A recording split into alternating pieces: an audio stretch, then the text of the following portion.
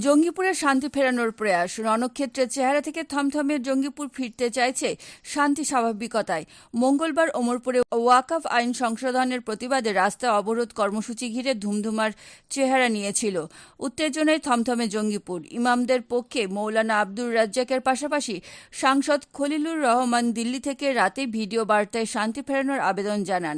সকাল থেকে পুলিশ প্রশাসন মাইকিং করে ভারতীয় ন্যায় সংহিতার ১৬৩ ধারা অনুযায়ী ৫ জনের বেশি জমায়েতে নিষেধাজ্ঞা করেছে। ইন্টারনেট সারা জঙ্গিপুর মহকুমায় বন্ধ।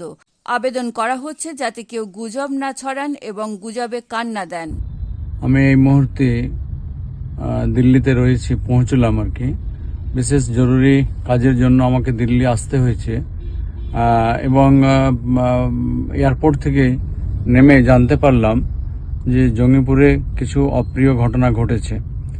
আমি সমস্ত জঙ্গিপুর লোকসভাবাসী সহ শামসেরগঞ্জ এবং ফারাক্কাবাসীর কাছে আমার বিশেষ অনুরোধ, আমরা শান্তি সম্প্রীতি নিয়ে সবসময় থাকি এবং সেই শান্তি সম্প্রীতি আমরা সকলে থাকবো, চলবো। ওয়াকফ বিষয়ে সংসদে আমরা প্রতিবাদ জানিয়েছি।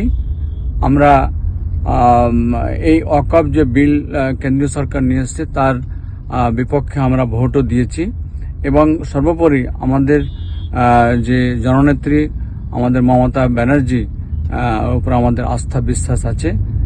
তিনিও আশ্বাস দিয়েছেন, তিনি আমাদের পাশে আছেন, তিনি সবটা বিষয়ে তিনি দেখছেন। ওয়াকফ নিয়ে আমাদের যে আমরা সমস্যা মনে ভাবছি তা সেটা মনে করা নয়। আমি সকল জঙ্গিপুরবাসীর কাছে আমি বিশেষ আমার বিনম্র আবেদন কি আপনারা শান্তি শৃঙ্খলা বজায় রাখবেন এবং আপনারা কোনো প্ররোচনা ফাঁদে পা দেবেন না।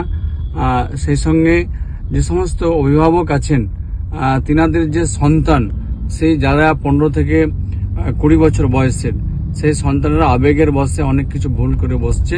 কাজে সমস্ত অভিভাবকের কাছে আমার বিশেষ অনুরোধ কি আপনারা নিজ নিজ সন্তানদেরকে তাদেরকে সেই সুসন্তানের জায়গায় রাখার জন্য বা তৈরি হওয়ার জন্য সেই সচেষ্ট হবেন।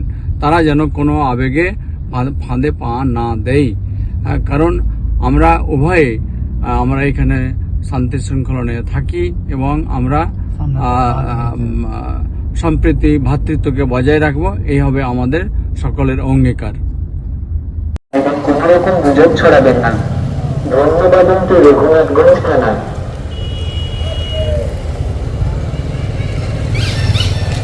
একেবারে সমস্ত রঘুনাথগঞ্জবাসীকে জানানো যাইতেছে যে মহামান্য জেলা শাসকের আদেশ অনুসারে সমগ্র রঘুনাথগঞ্জ থানা এলাকায় ১৬৩ BNSS মানে ১৪৪ ধারা জারি করা হয়েছে।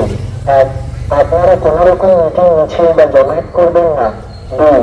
একসঙ্গে ৫ জনের বেশি লোক জমায়েত হবেন না। ৩. কোন রকম আগ্নেয়াস্ত্র, ধারালো অস্ত্র বা কোন রকম দাহ্য পদার্থ যেমন পেট্রোল, ডিজেল বা কেরোসিন নিয়ে রাস্তায় বের হবেন না। ৪.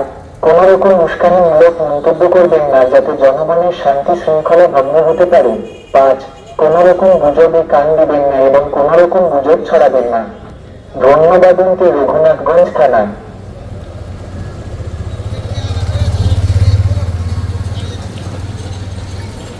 একেবারে সমস্ত রঘুনাথগঞ্জবাসীকে জানানো যাইতেছে যে মহামান্য জেলা শাসকের আদেশ অনুসারে